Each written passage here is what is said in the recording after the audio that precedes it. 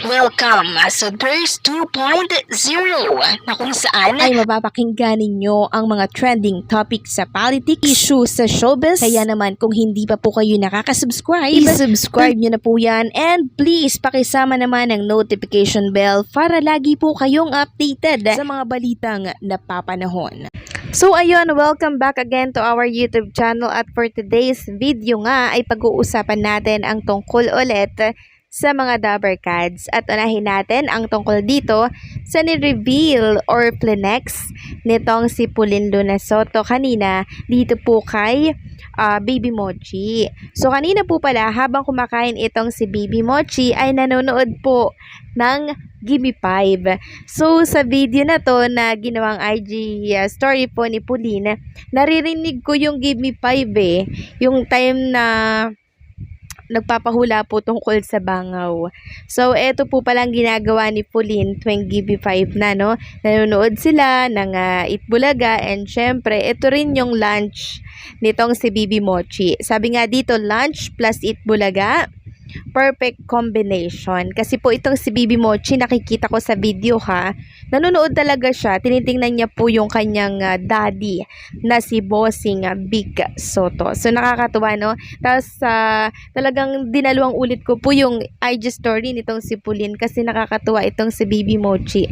Nakakaaliw siyang panoorin. Ang cute-cute niya talaga. Ang sarap pisilin ng kanyang pisngi. Ayaw niya daw ng saging. Ayaw daw. So, ang kinakain nito ay kalabasa tapos may gata siguro. Samantalang, pag-usapan naman natin ng tungkol dito sa ating mga singing queens na kung saan yung binili po sa kanilang shoes nung Sabado ay suot na po nila. So, kung inyo mapapansin, pare-parehas po sila ng shoes dito. So, may nakarating sa aking balita na ito daw ay binili di umano ni Ma'am Jennifer sa ating mga singing queens. Napakagalante naman talaga nitong si Ma'am Jennifer, no? Dahil binilhan niya po lahat itong mga singing queens. So, nung time na yon ay birthday daw ni Sam. Nung time na binili yon ni Ma'am Jennifer noong, hindi ko alam kung kailan basta nitong nakaraang week lang. So, nakakatuwa lang kasi sobra-sobrang pagmamahal at pag-aalaga ni Mama Jennifer dito po sa ating mga singing queens. And speaking of singing queens, eto nga po at nirepost ni SQ Jean yung kanyang video nung time na segment po ng Bulaga Olympic. So napaka-supportive po dito ni SQ Jean dito po kay SQ Ann. At habang sumusuporta nga itong si Jean kay Ann, parang sinuzoom yung mukha niya dito. And tuwang-tuwa nga ako, tawang-tawa din yung maraming nakapanood nito na ang cute-cute nitong si SQ Jean kasi humahaba po yung uso niya. Pero ang cute pa din niya. Nakakatuwa yung mga singing queens natin, no? At sa Sabado po pala ay meron na naman tayong dapat abangan itong Bulaga Olympic. So, every Saturday lang pala yan. Nakala ko everyday. Maganda sana everyday, diba? Pero, syempre, maubos yung oras ng Itbulaga at hindi na po nila magagawa yung ibang segment. Kaya, sa Sabado nila yan na talaga inilalaan. And, speaking of segment, meron tayong bagong dapat abangan. And, ang pakiwari ng marami ay ibabalik yung bawal judgmental. At ang maganda dito maganda kung ito itatapat. Kung ibabalik ito, magandang itapat ito sa especially for you ng It's Showtime. Alam nyo kung bakit? Kasi pag usapang may sense na, no? Ang pipiliin po ng mga televiewers ay yung bawal judgmental kasi nakakapag-open talaga sila ng isipan, 'di ba? Na ipapamulat ng bawal judgmental yung mga sitwasyon na hindi natin akalain na mangyayari pala 'yon, 'di ba? So parang napakalaking tulong ng segment na bawal judgmental sa mga kabataan, 'di ba, sa mga Gen Z na kung saan kinakailangan ng patnubay at gabay ng kanilang mga magulang kasi sa panahon ngayon, ang online nandiyan na po lahat, 'di ba? Andiyan na sa social media. Kaya kinakailangan po ng gabay ng magulang talaga, striktong gabay ng magulang. Samantalang, pag-usapan naman natin ang tungkol po dito So, ibinahagi po ng Kapatid Insider para po ito sa Will to Win sa mga gusto pong sumali dyan at makapanood po ng live na live, no? And kung kayo po ay may mga grupo-grupo, ito po ang dapat ninyong kontakin or email or pag-emailan po ninyo ng inyong mga info.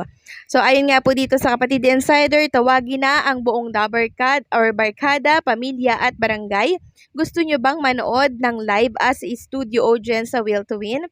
Kung kayo ay isang grupo na may miyembrong 16 pataas at nais magpabook bilang studio audience, mag-send lamang ng email sa willtowinaudience@gmail.com at antayin ang confirmation email mula daw po sa kanila. So, ayan po, ipiplex ko na lang sa mga screen po ninyo ang napaka-importanteng email na pwede nyo pong padalhan ng inyong info, no? So, antayin nyo lang daw yung confirmation nito and ayun, pwede na po kayong manood. Antayin nyo yung date kung kailan, okay?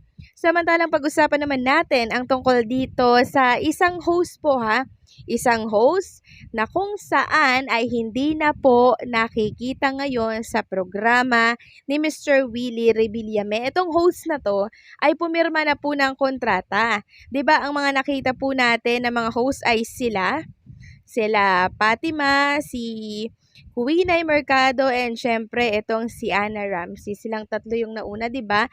Pero ngayon po na nagsisimula na itong Will to Win, hindi na po natin ito makita at marami pong naghahanap dito kay Kuwinay Mercado. And nang i-check ko nga po yung public social media account nitong si Queenie Mercado, okay naman siya, wala naman siyang sakit. Katunayan niya, nagti-TikTok na nga lang siya eh. Kaya ang tanong, bakit wala na siya sa Will to Win? Pumirma po siya ng kontrata. Ito po, ipapakita ko sa inyo. Katunayan, pumirma siya ng kontrata dyan sa Will to Win. Kaya ang tanong ng marami ay, kinansila ba ang kontrata nitong si Queenie Mercado para sa Will to Win? So, sa ngayon, hindi natin masabi kung kinansila ba or si Queenie mismo yung umayaw. Hindi kasi natin alam sa ngayon kung sino ba yung umayaw or sino yung bumitaw. Yung management pa ni Mr. Willie Villame or itong si Queenie Mercado ba ay conflict yung kanyang schedule dito po sa programa ni Mr. Willie Villame. So, yun po, no? Yun po ang katanungan ko. Kasi as of now, hindi pa rin po talaga nakikita itong si Queenie Mercado dito po sa Will to Win ni Mr. Willie Rebillame. Kasi marami din pong fans ang naghahanap talaga sa kanya kung bakit hindi daw natuloy itong si Queenie Mercado. Gayong okay naman nga po ito. No, so hindi natin alam at maghanap lang tayo ng ibang info tungkol dito kay Queenie nang sa ganun ay ma-resolve ito mga katanungan po ng mga viewers po ni Mr. Willie Rebillame and syempre ng mga supporters nitong si Queenie.